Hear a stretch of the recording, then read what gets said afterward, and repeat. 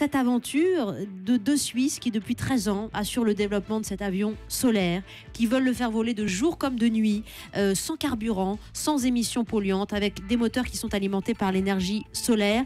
Que vous inspire-t-elle cette aventure, Jean-François Clerbois? Oh ben c'est fantastique parce que ils ont tiré les marges quasiment à rien sur la structure, sur l'électricité, sur les technologies de pilotage, sur leur propre physiologie, parce que tout le monde pensait que c'était impossible.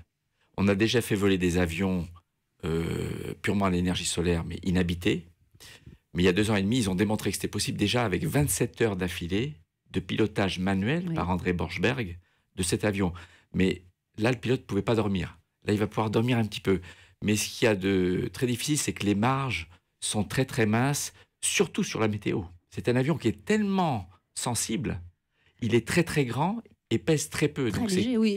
c'est comme une feuille morte qui tombe d'un arbre. C'est à peine un petit coup de souffle et ça volette, quoi. Donc c'est ça qui est intéressant de nous décrypter. Jean-François Clerbois, il fait 2,5 tonnes. C'est le poids d'un gros 4x4 et une envergure exceptionnelle de 72 mètres. Donc c'est quasiment des ailes d'un gros Boeing. Plus grand que l'envergure d'un Boeing 747. Ah ouais, c'est immense, incroyable. Expliquez-nous les marges, que les auditeurs comprennent bien. C'est-à-dire que c'est tellement, on joue justement à la marge on pousse la technique à fond pour pouvoir faire en sorte que cet avion si léger puisse transporter quelqu'un.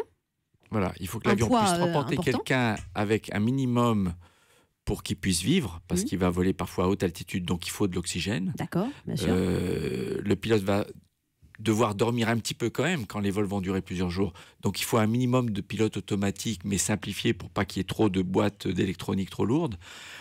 Et donc la technologie est là. La technique de prédiction météo, c'est probablement le point où on va pousser au plus à l'extrême ce qui s'est fait dans le passé. On n'a jamais eu besoin d'une précision aussi fine de la météo sur une aussi grande durée, sur des parcours aussi grands. L'avion, il vole entre 50 et 100 km/h. Il vole à peine plus vite qu'un coureur en sprint, quoi. Donc, et comme il est très très grand, il est sensible aux turbulences, aux cisaillements de vent, etc. Et je pense que les 2 pilotes qui vont se relayer se sont bien entraînés à la survie en mer, parce que le risque qui se retrouve en mer si l'avion a un pépin, il est quand même faible, mais il n'est pas nul.